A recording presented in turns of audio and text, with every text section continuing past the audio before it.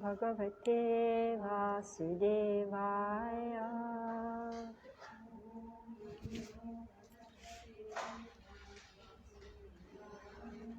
Om Namo Bhagavate Vasudevaya.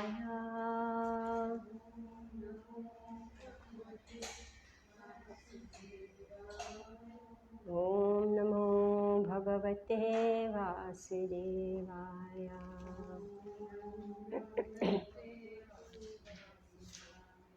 Narayanam Namaskritya Naram Chaiva Narottamam Devim Saraswatim Vyasam Tato Jayam Mudirayet Nashtaprayeshu Abhadreshu Nityam Bhagavata Sevaya Bhagavatyam Rupa Kadamahyam Dadati Swapadantikam Vandeham Shri Guru Shri Yuttaha Padam Shri Gurun Vaishnavamscha Shri Rupam Sagrajatam Sahagana Raghunatam Vitam Tam Sajivam Sadvaitam Savadhutam Parijana Sahitam Krishna Chaitanya Devam Shri Radha Yadvaita Gadadhara Shivasadi Gaura Bhakta Vrinda Hare Krishna Krishna Krishna Hare Hare Hare Rama Rama Rama Hare Hare. Okay, it came, okay, all right. Okay, so it will keep breaking, there's no internet. Okay, so we are starting, so Bhagavad Gita, and we are starting with chapter 6, Dhyan Yoga. So this is the last section. The last section in this, this is the last chapter in this section, in this division. So Bhagavad Gita is divided into how many divisions? 3 divisions. 3 divisions, okay? What are they? Karma Yoga, Bhakti Yoga, and Jnana Yoga. Okay. Starting is all the yogas described, and then Bhakti Yoga, and then last is Jnana Yoga. Yeah. So the yoga systems are described from chapter 2 to 6. Alright, and what is chapter 1? That is the backstory, observing the arms and the lotus.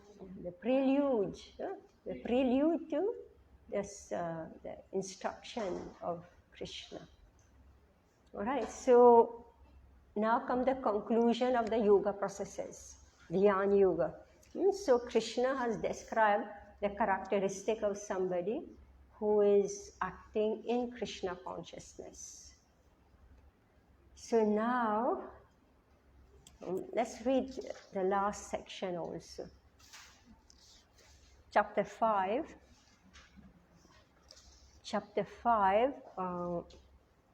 text 27, 28, 29. So somebody, so text 26, 5.26. Those who are free from anger and material desires, who are self-realized, self-disciplined and constantly endeavoring for perfection, are assured of liberation in the Supreme in the very near future. Shutting out all external sense objects, keeping their eyes and vision concentrated between the 2 eyebrows, suspending the inward and outward breath within the nostrils, and thus controlling the mind, senses, and intelligence, the transcendentalist aiming at liberation becomes free from desire, fear, and anger. One who is always in this state is certainly liberated. So this is description of a self-realized soul. A person in full consciousness of me, knowing me to be the ultimate beneficiary of all sacrifices and austerities, the Supreme Lord of all planets and demigods, and the benefactor and well-wisher of all living entities, attains peace from the pangs of material miseries.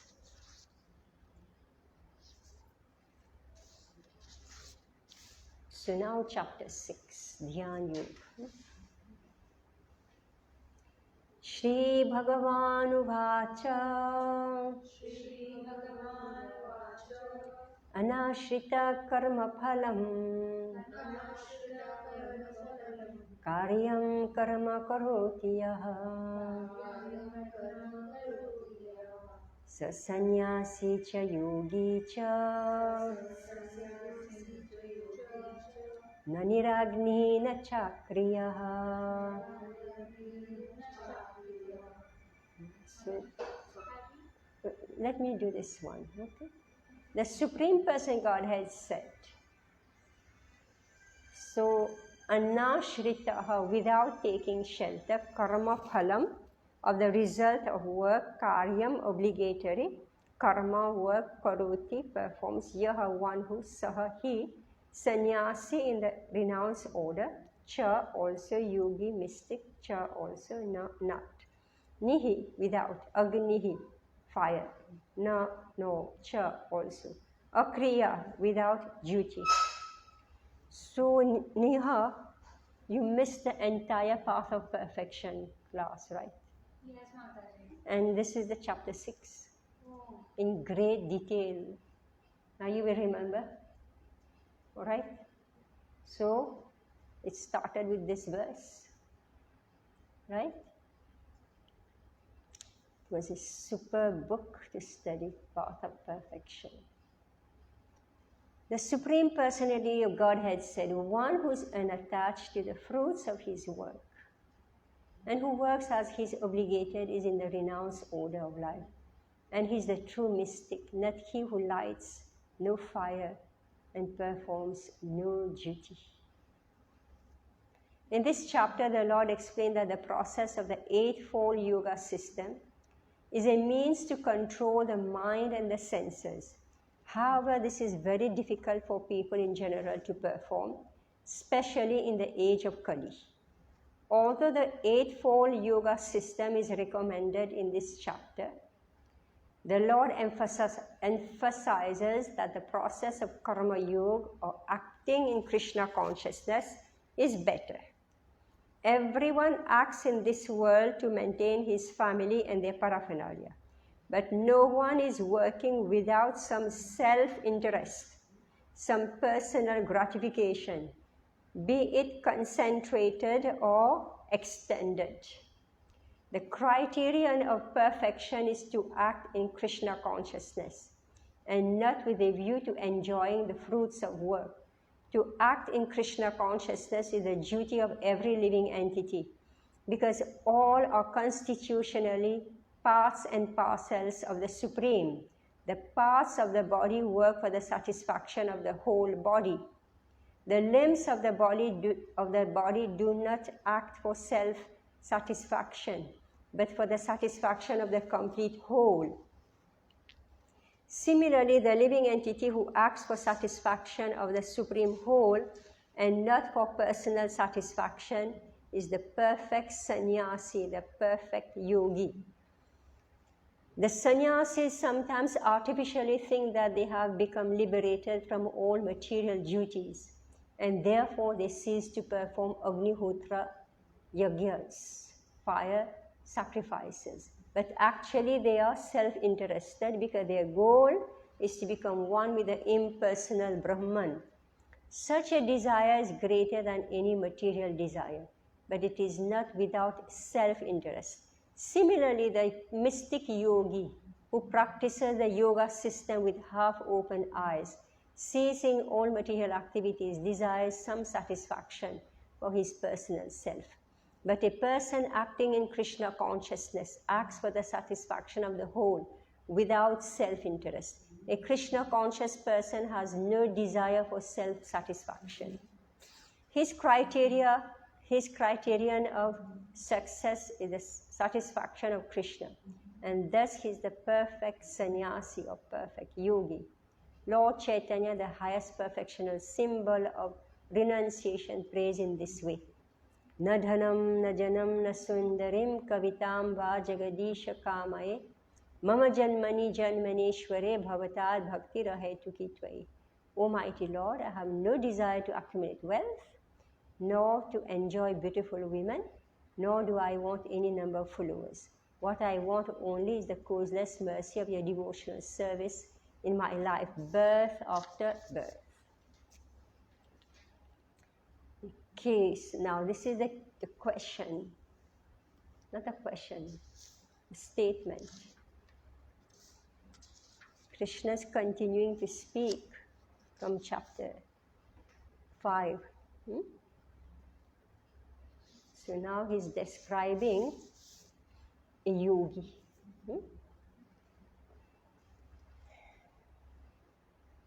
So I read it again. So the Supreme Person Godhead said, one who's unattached to the fruits of his work. So, meaning, see, everybody is working. Everybody wants to get the fruit of his work, right? That's natural. But here, this is referring to a sannyasi. A sannyasi is doing his duties for the satisfaction of the Supreme Lord. And what satisfies the Supreme Lord is to take care of the people, right? So that's why the sannyasi is preaching, right? Yes. That's the main duty of the sannyasi. He's the guru of all the society, all classes of people. So what is he doing? Is it for himself? He's doing it for the Supreme Lord. And when he's preaching, can he get attached to each and every one of the people? Even though we say Vasudevam Kutumbakam, the sannyasi sees the entire world as his family, right? But he cannot get personally attached to anyone. If that happens, then he becomes crippled. Yes. He cannot do his service, right? So this is the perfect condition of a sannyasi. So he's unattached to the fruits of his work. So everybody knows how difficult it is to preach. We're speaking here of the sannyasi. It is extremely difficult. You are completely uncertain of the result, right? So, actually I just read B.B. Govind Maharaj, he wrote on his Facebook page. He said that basically he was saying that who decides who wants to be Krishna conscious? Who decides? All right? So the only one responsible is yourself. Right? So it's not that by his endeavor that he can make you Krishna conscious. You can speak, but you have to decide. Right? What you do, what you want to do.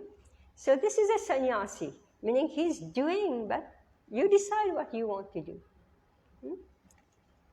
So he's unattached to the fruits of his work. You know, I spent 4 hours, I spent 4 years behind this disciple, and disciple is still same. Right? No progress.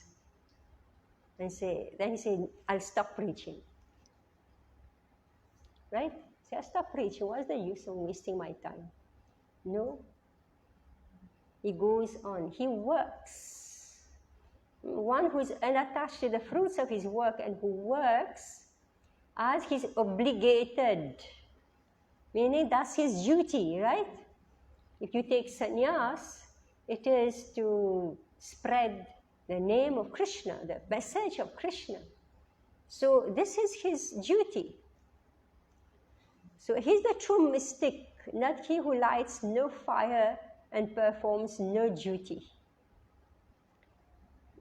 So in this chapter now, chapter 6 is Dhyana Yoga. So Krishna has chosen, now he's discussing the different ways by which we can connect with Krishna. So this particular chapter is discussing Dhyana Yoga. So what is this Dhyana Yoga? The eightfold yoga system. What is that eightfold yoga system? One name for it? One name? Ashtanga Yoga. All right. So, what is the purpose of this Ashtanga Yoga? To attain perfection. In between, what is it? All the yoga system is to attain perfection. To attain Krishna. Read what Prabhupada wrote. Means to control the mind and senses. Yes. So in Karma Yoga, we saw how we do some activities, right? Yes. We are doing some activities and we are offering the result to Krishna. Now in this Ashtanga Yoga, it's like a mechanical process. Alright? It's a mechanical process by which the mind and senses can be controlled. But in this age of Kali, it is very difficult in general to perform, especially in this age. Okay. Although the Eightfold Yoga system is recommended in this chapter, Krishna is saying, no, it's better to do what? Karma Yoga, or acting in Krishna consciousness as described in chapter 5. Yes. Alright? So, how is this done, this Karma Yoga? How is it done? Usually everybody wants to work to maintain themselves and to maintain their family. Nobody is working without some self-interest. You know, like selfish people, if one member in the family, they want to give in charity, those who are selfish will say, why are you giving? Right? Say, why are you giving? And most people are selfish. So they want to keep. Other concentrated here, Prabhupada is saying, or for their 2 children. Right? Previously, you work hard, you accumulate, and you distribute with 30, 40 members of the family. Now, only 2 children, right? And what is speaking, there's only one. Isn't it? Yeah, nuclear family. No more extended family. Right? Previously, one person will work and 35 people will eat. Now, 2 people will work and hardly 2 people will eat. Right? So, but the point is that if you are working only for yourself or the extended family. Now, the criterion of perfection, so meaning if we want our work to be perfect, then we should act in Krishna consciousness and not with a view to enjoying the fruits of work. Right? So, which also means that whatever work you are doing, it should bring the other person close to Krishna. Otherwise, what's the use? Yes. To act in Krishna consciousness is the duty of every living entity because all are constitutionally parts and parcels of the Supreme. So why should we act for Krishna? Because this is our nature. Right? We are part of the Supreme Lord. So description has already been given. My hand has to work for the body, right? Or this hand wants to do its own thing. The limbs of the body do not act for satisfaction. Do not act for the satisfaction. What's that? No. Okay, the limbs of the body do not act for self-satisfaction, as I said, you know. The hand has cannot derive pleasure from its own hand, right? Similarly, living entities who act for the satisfaction of the Supreme Whole and not for personal satisfaction, the perfect sannyasi. It's okay? I'm just repeating again and again. Because when we go forward, I'm not going to explain this. Alright? Because this is the basis of the entire discussion. Now, a sannyasi who artificially think that they have become liberated from all material duties, and therefore they cease to perform Agnihotra Yagyas, fire sacrifices, but actually they are self-interested because their goal is to become one with the impersonal Brahman. So usually people will do, this is like in Karmakand, is it? Agnihotra Yagyas. They will do all these yagya for, good health for your family, for your wealth, for this, for different reason they were doing. And all that was only for satisfaction of their family members or for themselves or to go to heaven, right? But now what do? They stop doing all these Agnihotra sacrifices, but what do they want? They say they're aiming at impersonal liberation. So Prabhupada is saying that this is a bigger material desire.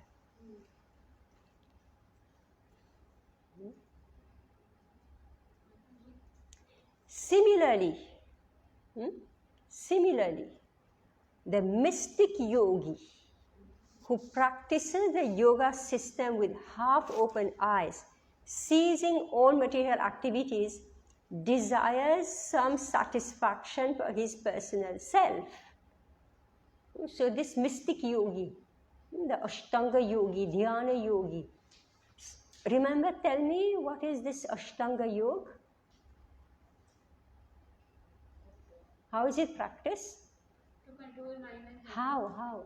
There are 8 pran, like control your prana, your breath. Apan, Meditation, pratyahar, like you read things. These are the parts of the yoga system, but how is it practiced?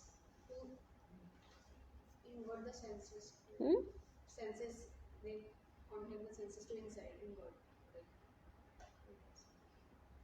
there are 8 different parts of it. They have to concentrate on the Some nostril. is practiced in a secluded place. Yeah, these are all the like right now we're in secluded place, right? We're also in secluded place. We're not in the middle of the people, right? They do the dhyan, then Do you want a description of the process? Yeah, what do? They sit in the secluded place on this animal, what you say? Tiger skin. And then they sit in this posture. Then what do they do? Huh? Then what do they do? Then they focus here, like with their eyes half closed, Then? and then they concentrate on their Khan and chakra there. Yeah. Then what do? Then they leave their soul from this. They're pushing the soul out mechanically. Huh.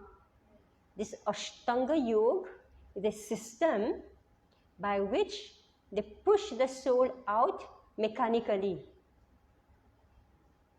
Whereas the Bhakti Yogi or the Karma Yogi who's acting in Krishna consciousness, they're not doing it by their own effort. They're doing the work, they're surrendering to Krishna. Right? And because they're working for Krishna, their mind is getting more and more focused on Krishna. Right? So then at the time of death, who takes them out? Krishna takes them out. Whereas the Ashtanga Yogi, what do? By their own effort. Alright? yes. We are also doing this pratyahar, right? We are also sitting, we say, be comfortable, like now you're cold, right? We can't be hot.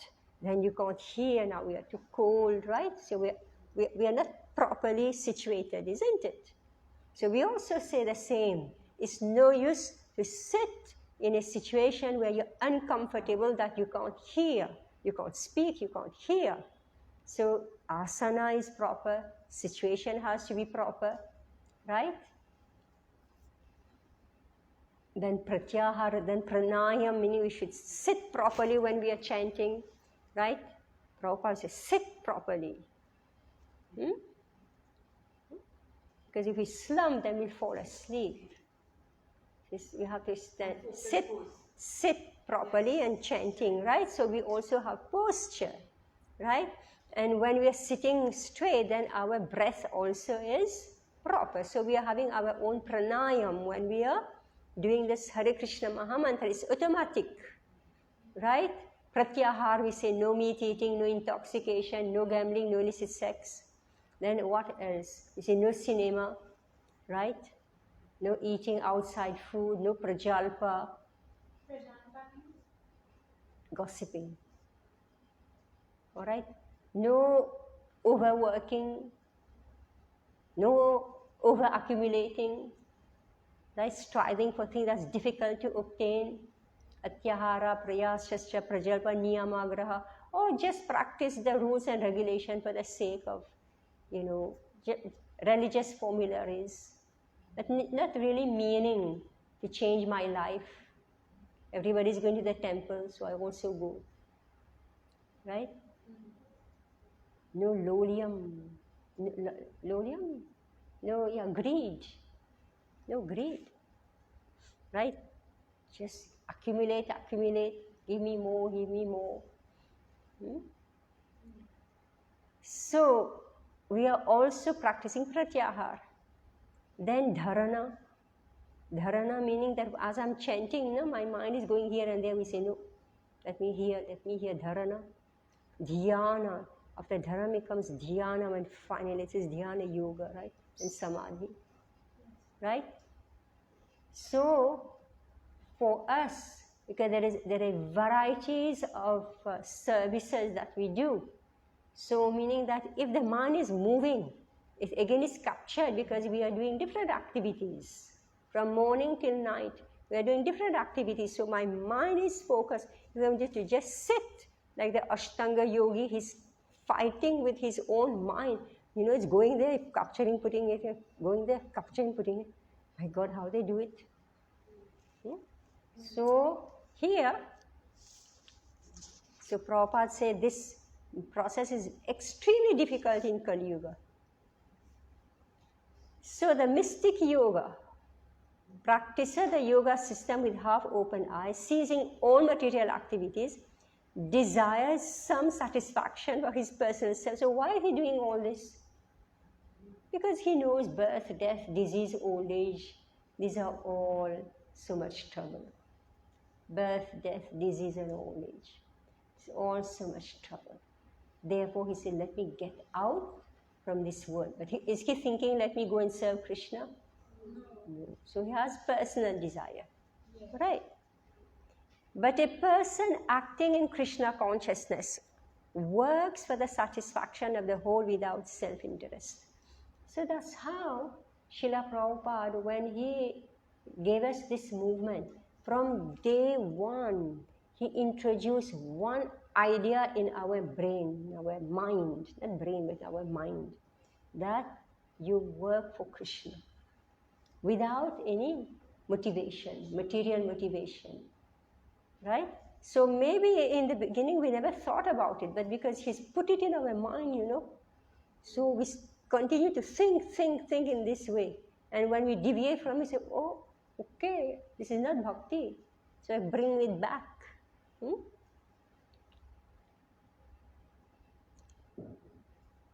Yeah, a Krishna conscious person has no desire for self-satisfaction. His criterion of success is the satisfaction of Krishna.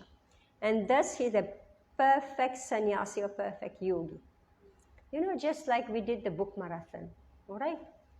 Now everybody endeavored in their own level, right? And so now we say, so it's announced who has distributed how many books, right? And then as it goes higher and higher and higher, we become happy, right? Maybe I have done 100 books. Somebody has done 1,000 books. How do we feel? Happy, right? Or do we feel jealous? We're happy, right? Because we were doing it for Krishna. My group is only this much, our capacity is this much. Somebody who is more able than me is doing 1,000 books. We are happy because it is for Krishna. Right? And then I may think, okay, let me try harder. Right? Maybe it's something I didn't do. Right? Motivation for us for the coming year. Yes. Right? They think, okay, we did this much, so next year let us try to do more. And who is the beneficiary? Krishna. And you're happy, right? Hmm?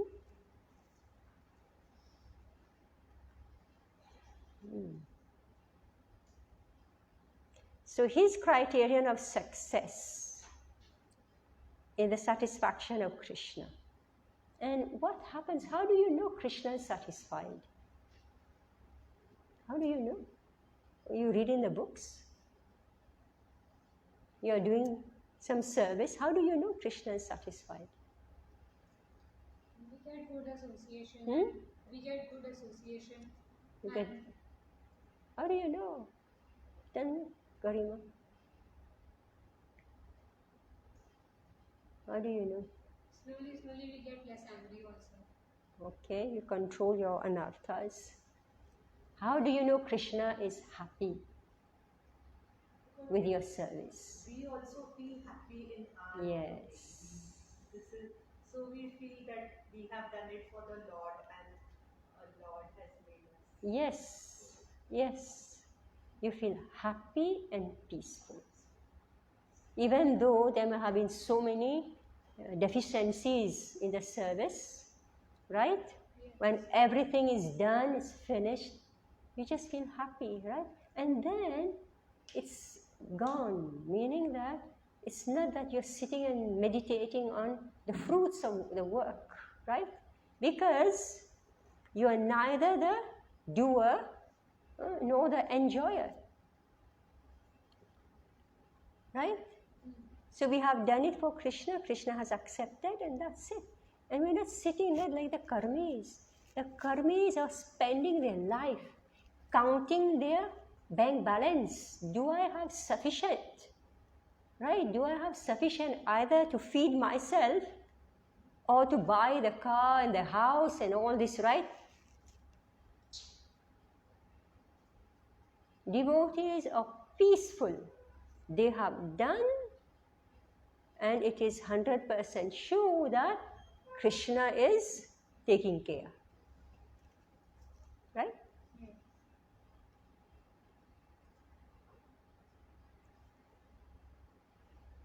Yeah, so his criterion of success, because everybody wants to measure their success. If I have got a job, right? Or I was studying first success in your studying, or you're successful in your, in your studies, right? Then, okay, you move out from the studies, maybe you are number one, but do you have a career? Now you become anxious. The next anxiety, right? I should be successful, right? So the race is unending all the time, higher. This is what success is. And even when you reach number 3, you say, but there are 2 on top of me, right? Why are these people, above me? I'm still not successful, right? So I'm trying to grasp. In the meantime, I die, right? I die.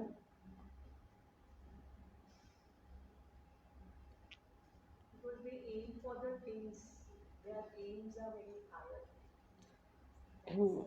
Yeah, so men, they aim, for position, for money, etc. And women, they aim for their, their kala, to show off their kala, right?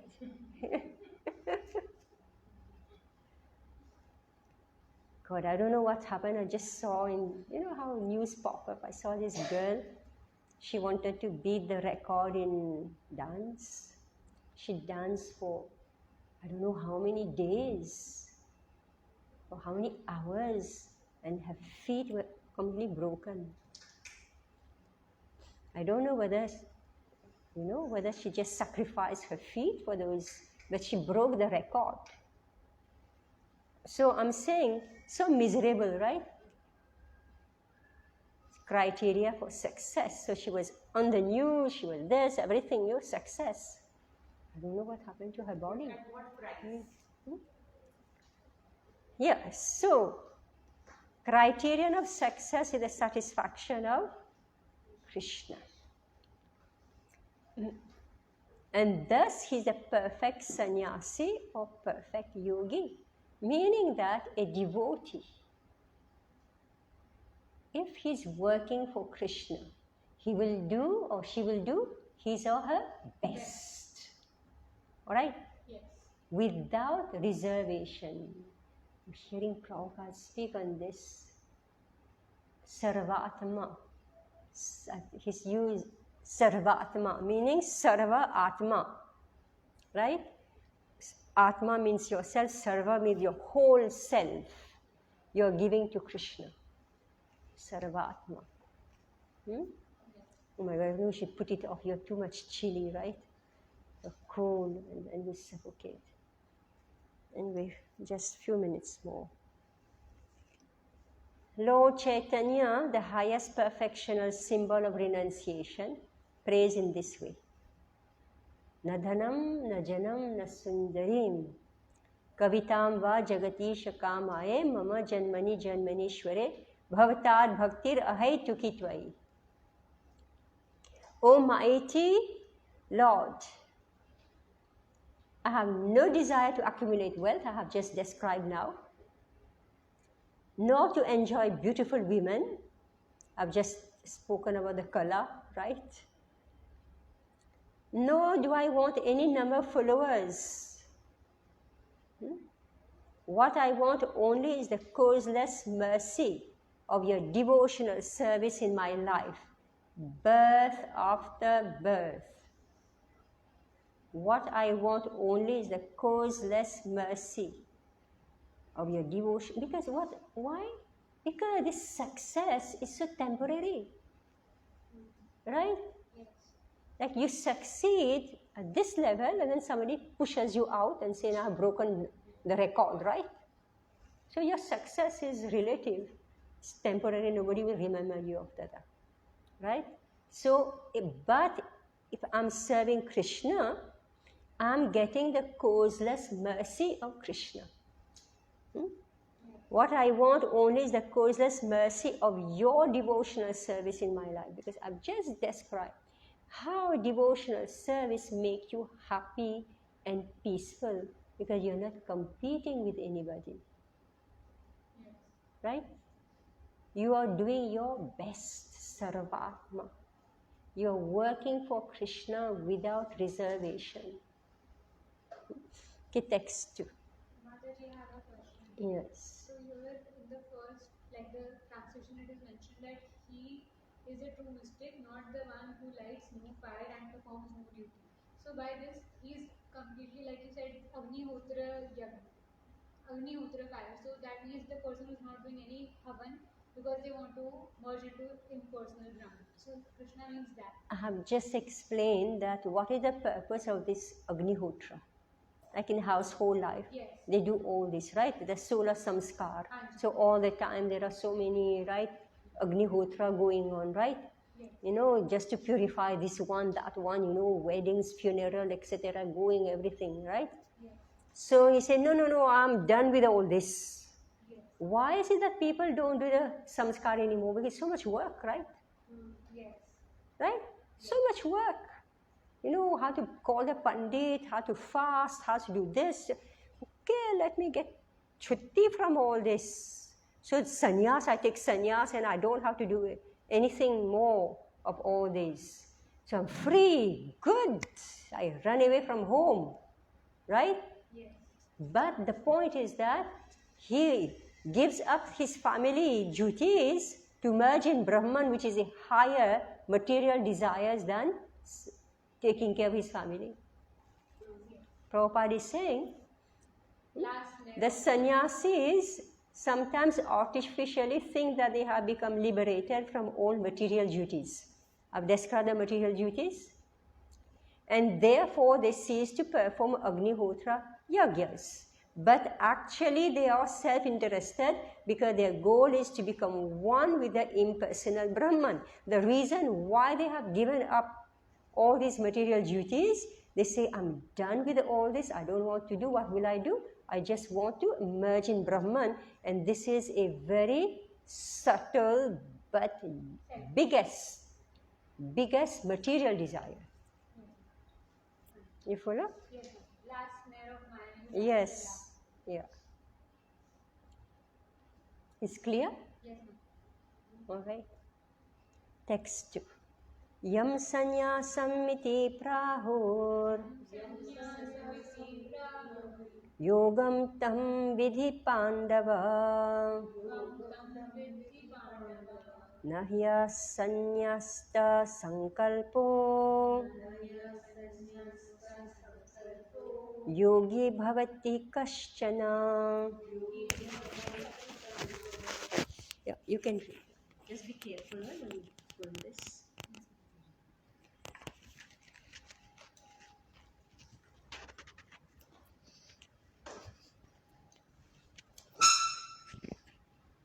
Yam, what, sannyasam, renunciation, iti, thus, prahu, they say, yogam, linking with the Supreme, tam, that, vidhi, you must know, Pandava, O son of Pandu, na, never, he, certainly, asannyasta, without giving up, sankalpa, desire for self-satisfaction, yogi, a mystic transcendentalist, bhavati, becomes, Kaschana, anyone.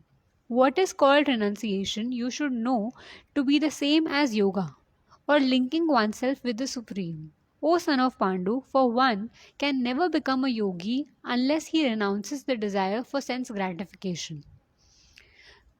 Real sannyas yoga or bhakti means that one should know how his constitutional position as the living entity and act accordingly. The living entity has no separate independent identity. He is the marginal energy of the Supreme. When he is entrapped by material energy, he is conditioned, and when he is in Krishna consciousness or aware of the spiritual energy, then he is in his real and natural state of life. Therefore, when one is in complete knowledge or one seizes all material sense gratification or renounces all kinds of sense gratificatory activities. This is practiced by the yogis who restrain the senses from material attachment. But a person in Krishna consciousness has no opportunity to engage his senses in anything which is not for the purpose of Krishna. Therefore, a Krishna conscious person is simultaneously a sannyasi and a yogi. The purpose of knowledge and of restraining the senses, as prescribed in the jnana and yoga processes, is automatically served in Krishna consciousness. If one is unable to give up the activities of his selfish nature, then jnana and yoga are of no avail. The real aim is for a living entity to give up all self-satisfaction and to be prepared to satisfy the Supreme. A Krishna conscious person has no desire for any kind of self-enjoyment. He is always engaged for the enjoyment of the Supreme. One who has no information of the Supreme must therefore be engaged in self-satisfaction, because no one can stand on the platform of inactivity. All purposes are perfectly served by the practice of Krishna consciousness.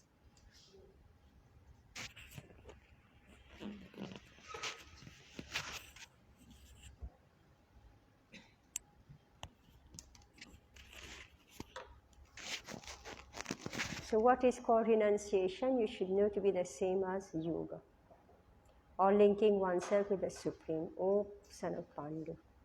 For one can never become a yogi unless he renounces the desire for sense gratification. Now, renunciation is discussed.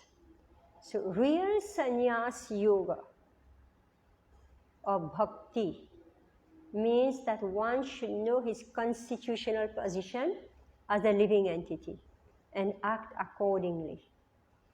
The living entity has no separate, independent identity.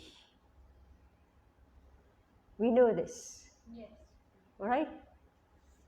He is the marginal energy of the Supreme, meaning we are part and parcel of Krishna.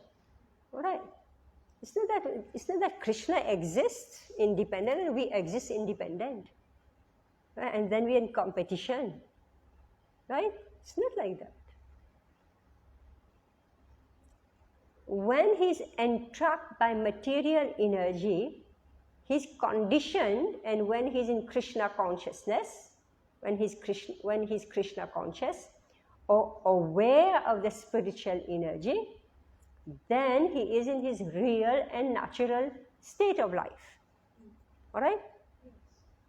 Therefore, when one is in complete knowledge, one ceases all material sense gratification or renounces all kinds of sense gratificatory activities. So when we actually awaken and we have understood, not only understood, but realized that I have nothing to do with this material world, then I stop to act for material satisfaction. This is practiced by the yogis who restrain the senses from material attachment. But a person in Krishna consciousness has no opportunity to engage his senses in anything which is not for the purpose of Krishna. Because the devotee, he's doing so many activities. He's not just sitting in one place, and we just describe the process of elevating the soul from one chakra to the next. Actually, where's the soul? Is in the heart. In the heart. And this system of Ashtanga Yoga, what is it doing? Pushing it up. How? How is he pushing? Unlocking chakras. Yes. He has it. There is a tremendous energy at the base of the spine. Right? Yeah. So that energy is released. All right? So he knows how to release it. All right? So he knows how to do it. So the soul is floating in the air, right? The prana. So he's pushing it out. All right? But the devotee in Krishna consciousness, he has no opportunity to engage his senses in anything which is not for the purpose of Krishna. Therefore, a Krishna conscious person is simultaneously a sannyasi, because he's given up the result of work, and a yogi, because a yogi, what is the meaning of yogi?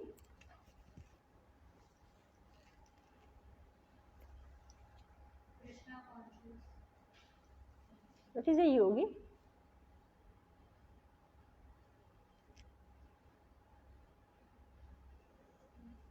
Yoga means to link with the Supreme. Here, Prabhupada is explaining what is a yogi. Restrains the senses from material attachment. Yes, a yogi is somebody who restrains the senses from material engagement, right?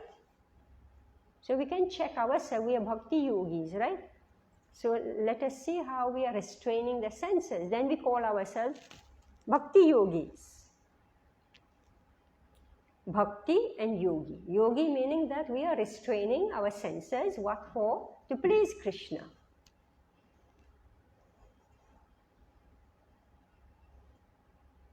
Therefore, a Krishna conscious person is sannyas, and simultaneously a sannyasi meaning he's given up the result of work, and he's a yogi because he's restraining the senses.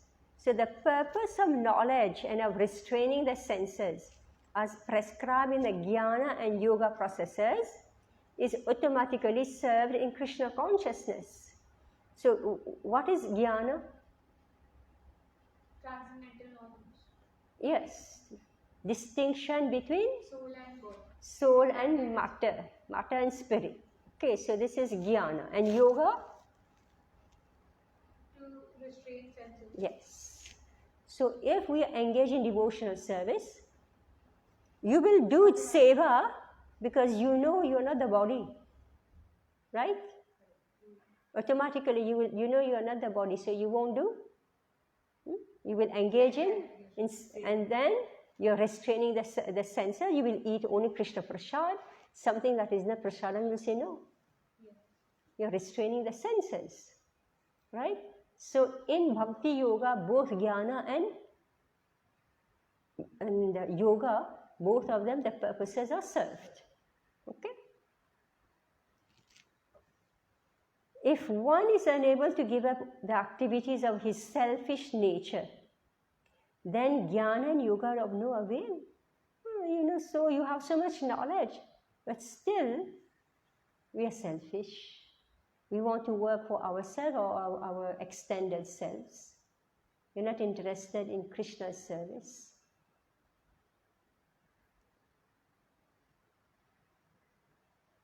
The real aim is for a living entity to give up all selfish satisfaction and to be prepared to satisfy the Supreme. A Krishna conscious person has no desire for any kind of self-enjoyment.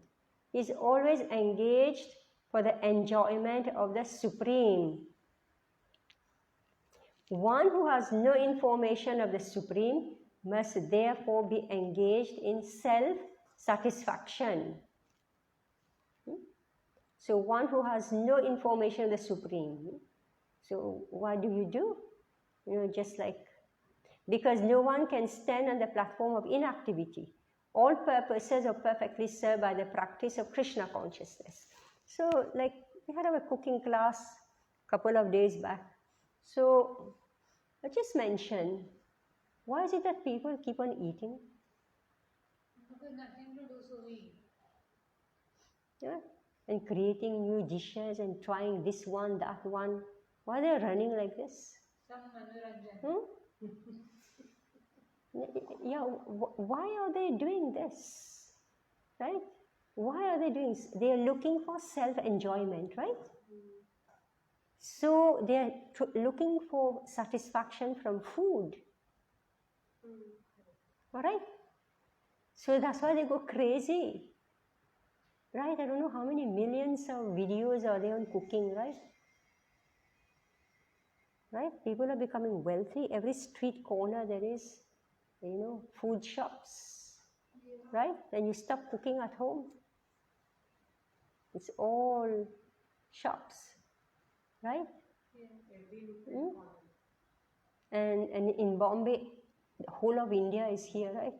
This Punjabi restaurant, this Gujarati restaurant, this Idli restaurant, right? Isn't it? Japanese and Chinese, just around the corner, the Chinese, right? God knows what they eat, right? And seafood, right? Everything. What for? Because the soul is not satisfied, right? They're looking for pleasure. The body is made of food, right? So they want to satisfy the body through eating. But as soon as you start cooking for Krishna and you take a vow to eat only Krishna Prasad, everything stops. Zero attraction to this restaurant, that restaurant, taste this, taste this. Provided that every single day without fail you are taking only Krishna Prasad.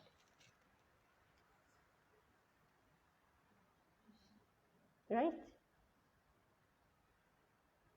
So, what's the difference? Krishna Prasad means Krishna has entered into that food. Alright? Krishna has entered into that food. And therefore, he makes you become satisfied. All purposes are perfectly served by the practice of Krishna consciousness. So we don't say stop cooking, right? Yes. We don't say stop cooking. Say cook, but cook for Krishna. Alright, one more verse. Text 3. Aruruksharmuniriyogam karmakaranamurchate yogaruddhasya tasyaiva shamakaranamurchate. I'll just read it. For one who is a neophyte, In the Eightfold Yoga system, work is said to be the means. And for one who is already elevated in yoga, cessation of all material activities is said to be the means. Now, Prabhupada is going to explain this. The process of linking oneself with the Supreme is called yoga. Clear? Yoga means it's a process. Yoga is a process. It's not the end. It's a method. Right? It may be compared to a ladder for attaining the topmost spiritual realization. This ladder begins with the lowest material condition of the living entity and rises up to perfect self-realization in pure spiritual life. So you have to start somewhere, right? According to various elevations, different parts of the ladder are known by different names. But all in all, the complete ladder is called yoga and may be divided into three parts, namely jnana, dhyana and bhakti yoga. Right? The beginning of the ladder is called the yoga rurukshu stage, and the highest rung is called yoga rudra, meaning we have achieved. Concerning the Eightfold Yoga system, attempts in the beginning to enter into meditation through regulatory principles of life like dhyan, yam, niyam. It starts with yam, niyam, asana, pranayam, pratyahar, dharana, dhyana, samadhi. So it starts with regulatory principles of life and practice of different sitting posture, which are more or less bodily activities, are considered fruitive material activities. All such activities lead to achieving perfect mental equilibrium to control the senses. When one is accomplished in the practice of meditation, he ceases all disturbing mental activities. Because in the beginning, everybody knows, you pick up your beat, you chant, and you start thinking your whole world comes in front of you, right? It's the same here. A Krishna conscious person, however, situated from the beginning on the platform of meditation, because he always thinks of Krishna and being constantly engaged in the service of Krishna, he is considered to have ceased all material activities. So the yogis say, okay, no more, I'm not going to do this. And the bhakti yogis say, I'm going to do it for Krishna. Is it clear? Yes. Text 4. Yada hi nendriyartheshu na karma svanusajjate sarva sankalpa sannyasi yogarudhastadochyate.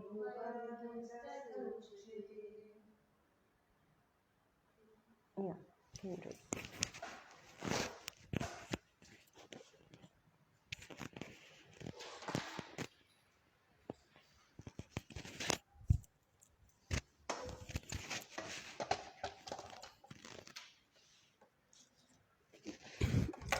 Yada, when he certainly, not indriya artheshu, in sense gratification, never, karmasu, in fruitive activities,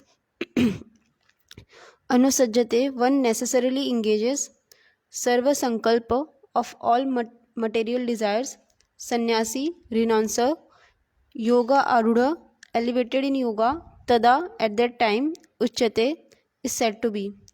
A person is said to be elevated in yoga when, having renounced all material desires, he neither acts for sense gratification nor engages in fruitive activities. Purport: when a person is fully engaged in the transcendental loving service of the Lord, he is pleased in himself, and thus he is no longer engaged in sense gratification or in fruitive activities. Otherwise, one must be engaged in sense gratification, since one cannot live without engagement. Without Krishna consciousness, one must be always seeking self-centered or extended selfish activities. but a Krishna conscious person can do everything for the satisfaction of Krishna and thereby be perfectly detached from sense gratification. One who has no such realization must mechanically try to escape material desires before being elevated to the top rung of the yoga ladder. Is it clear? Yes. We have already discussed all this. Next one.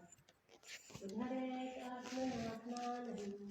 उदरेत आत्मानं Atmanam avasadayet. नात्मानम् अवसादयेत् Atmaiva hyatmano bandhur. आत्मेव आत्मनो बन्धुर् Atmaiva ripuratmanah. आत्मेन रिपुरात्मना.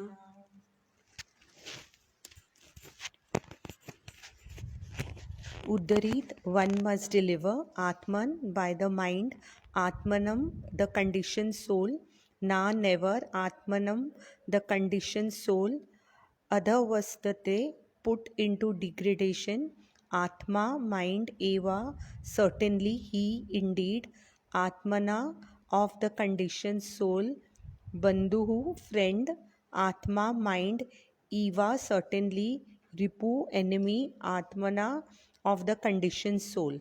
One must deliver himself with the help of his mind and not degrade himself. The mind is the friend of the conditioned soul and his enemy as well. Purport.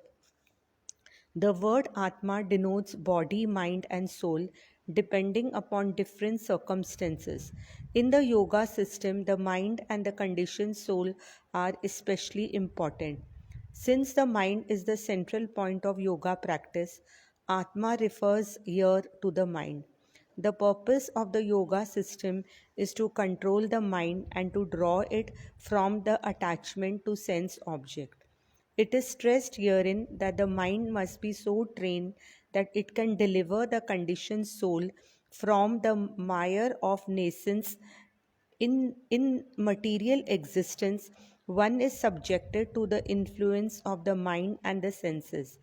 In fact, the pure soul is entangled in material world because the mind is involved with false ego, which desires to lord it over material nature. Therefore, the mind should be trained so that it will not be attracted by the glitter of material nature. And in this way, the conditioned soul may be saved. One should not degrade oneself by attraction to sense objects. The more one is attracted by sense object, the more one becomes entangled in material existence. The best way to disentangle oneself is to always engage the mind in Krishna consciousness. The word he is used for emphasizing this point, that is, that one must do this. It is also said, Mana iva manushanam karanam bandhu mokshayo bandhaya vishwasangho muktaya nirvishwayam manaha. For man, mind is the cause of bondage, and mind is the cause of liberation. Mind absorbed in sense object is the cause of bondage, and mind detached from the sense object is the cause of liberation. Amrit Bindu Upanishad 2. Therefore, the mind which is always engaged in Krishna consciousness is the cause of supreme liberation. Okay, now central theme is what? Center theme. Central theme. Mind is either your best friend or your enemy. Control mind is your friend and uncontrolled mind is your enemy. Yeah, so Prabhupada speaks about the term Atma. Okay? Atma is referring to what? The term Atma refers to what? Soul. And? Consciousness. Body, mind, and soul. Alright? Prabhupada is saying the word Atma denotes body, mind and soul depending on different circumstances. Yes. All right. In yoga system, which part is most important? Mind. The mind and Senses. what? Senses. And Tongue. read Prabhupada is saying. Soul. Yeah. Conditioned soul. Yeah, the conditioned soul. So, Atma refers to body, mind and soul. In the yoga system, two only. It is the mind and the soul, conditioned soul. All right. So, since the mind is the central point of yoga practice, Atma here refers to the mind. Udharet atmanatmanam natmanam avasadayat. Atmaiva hi atmano bandhur atmaiva ripur atmanaha. So Prabhupada is putting this forward. One must deliver himself, meaning the soul, with the help of his mind and not degrade himself. And both is Atma. In the verse, Atma is used everywhere. The mind is the friend. Atma eva hi atmano bandhur. The mind is the friend of the conditioned soul and his enemy as well. Ripu atma eva ripur atmanaha. You follow this? How Prabhupada is translating this? And he's explaining why and how. So, the purpose of the yoga system is to control the mind and to draw it away from attachment to sense objects. Meaning that dhyayato vishayam pumsam, right? Dhyayato, meaning the mind is focused on an object. The more you think about it, the more it becomes, like chumbak, right? You attract that object. The more you think about it, you attract, and then your mind gets fixed on it. So the purpose of the yoga system is to control the mind and to draw it away from the attachment to sense objects, right? So that's why the child, all right, the child who is a mind that's not taught how to control, right? That the child, as he grows up, the body grows up, but the mind remains child, right? Child meaning stuck on, flickering from one object to the next, to the next, to the next, right? Yes. It is stressed herein that the mind must be so trained. So meaning the mind can be trained. Like the child is trained. The child is told, you can do this and you cannot do this. Understand? If the mind could not be trained, there will be no school. There will be no education, right? Dogs, cats, they don't go to school, right? Human beings go to school because the mind can be trained through intelligence, right? It is stressed herein that the mind must be so trained that it can deliver the conditioned soul from the maya of any science.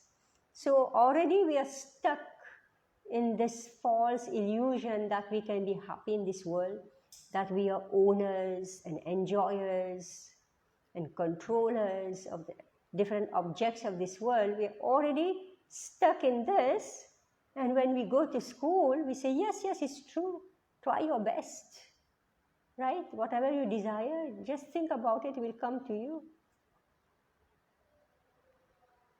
In material existence, one is subjected to the influence of the mind and senses. I just explained. In fact, the pure soul is entangled in the material world because the mind is involved with a false ego which desires to lord it over material nature. So this Atma, Okay, so this Atma, he or she just want to be, master of this material world. All right. And it is the mind that focuses and creates a false identity. Somebody tells you, you can do it, you can be this, you can be that. Why not? Why not? Right? You can. It's okay. You can do. Why you can't? So the mind gets captivated by all these ideas and illusion. So when the mind gets captivated by this false ego, which is the false identification, the soul, who is pure, get entangled. You say, you made a fool of me. Right? You try to do something, some friends or somebody, and everything, what happened, you made a fool of me. So the soul, pure soul, comes to his or her senses and says, you made a fool of me. Who made a fool of me? My mind. Right? Yes. Therefore, the mind should be trained so that it will not be attracted by the glitter of material nature. Glitter, right? Yes.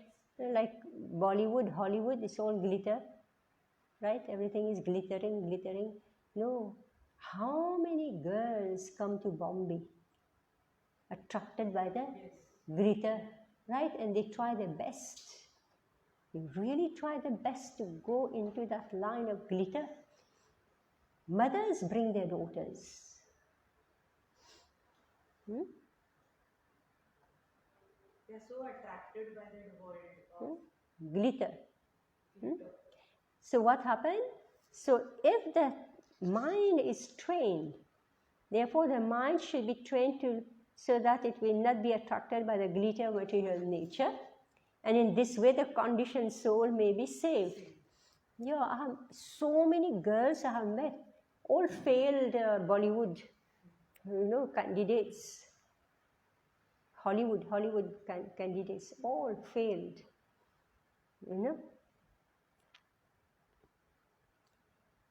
One should not degrade, just see. One should not degrade oneself by attraction to sense objects.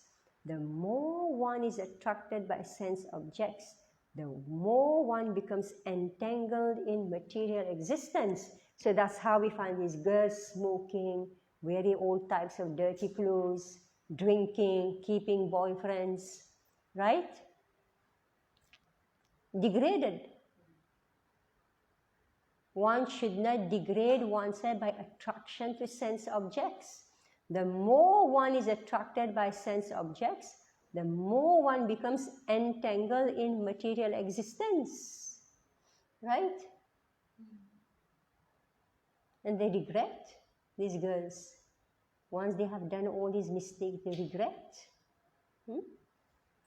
The best way to disentangle oneself is to always engage the mind in Krishna consciousness. The word "he" is used for emphasizing this point. That is, one must do it.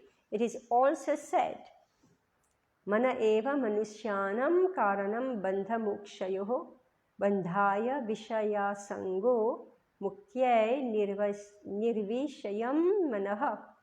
For man, mind is the cause of bondage. And mind is the cause of liberation. Mind absorbed in sense objects is the cause of bondage, and mind detached from the sense objects is the cause of all liberation. Therefore, the mind which is always engaged in Krishna consciousness is the cause of supreme liberation. So it's a formula. What's the formula? That a mind engaged in sense objects is bondage, and the mind engaged in Krishna consciousness, liberation. Yes. So now we have to practice. All right? Information is given here. Now we have to practice. So that's why That's why Bhagavad Gita, Krishna says, a devotee is expert. Daksha. A devotee is expert in whatever work he's doing or she's doing. Expert meaning done with great what? Perfection. Perfection meaning done with great what? Devotion also. Devotion done with great what? We are talking about this here. How? Love, Love, devotion, okay, that's the heart. effort, Effort, that's the body. details, Yeah, with details. Attention. Attention. Focus. Alright? Attention. If you are doing something attentively, you know, like if you're cooking, you're on the phone.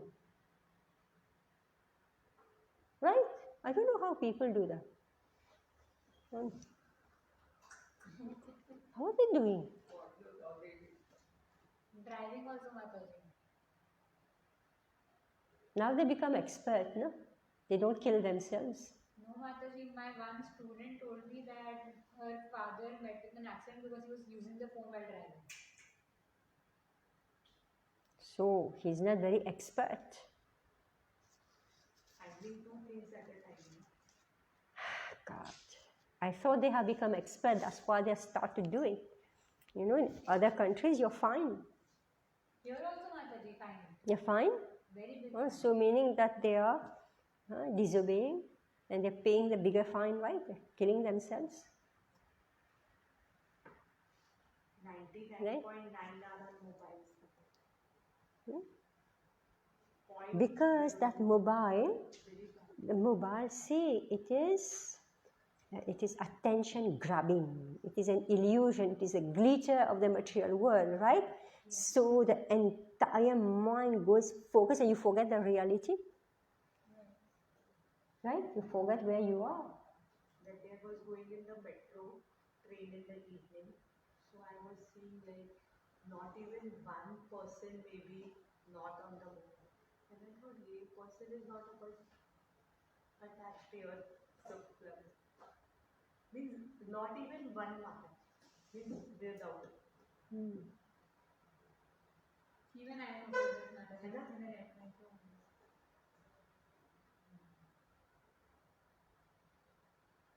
Sometimes when you observe trains, so sometimes they don't get a place to sit and all, it's very crowded and all, like, so there are some negligible amount there. They can't live without mobile. Yes. So meaning that this material energy is captured the entire world. Hijack the mind frame. Yeah. Yeah, that's what I'm saying. Yeah? So the mind, you know, it has hijacked the mind and pull you away from the reality of life. On the way also, sometimes the auto rickshaw wala does suno and all, they are on their own world. Outside, even inside the home, everyone, the family members, previously they used to gather, talk in village also. Why the old generation, old people are like tensed and there? Because the new generation will come to the village. In childhood, we used to play, but now when the phone came, we are like used to it, so we are scrolling on phone, and grandma is sitting alone on our side, and we regret that we should have not used the phone and we should spend the time with them. Mataji, there were times when at least we used to call to wish birthdays and all, like, means the human touch was there. Now, like, we want to put WhatsApp, yeah, oh my God. All invitation, your wedding invitation, the death. Yes. Yeah, everything is, you know. Really so shocking that we should. And 90% information is useless. All this useless good morning messages are only 10% WhatsApp is useful, but still, like, you can't. 90% is waste. Messages you have to delete everything. Oh my God, yeah, I know that. Only 10% is useful. Yeah. So, Mataji, 2 more classes you are there, then you are traveling, no? Yeah. 17th and 24th you are there. 24th, I won't take the class. So I'm not next sure. class, Yeah. And then 21st April. Yeah.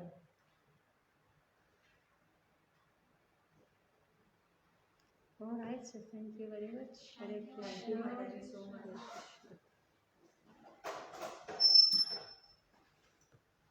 We missed you, Mataji. One minute.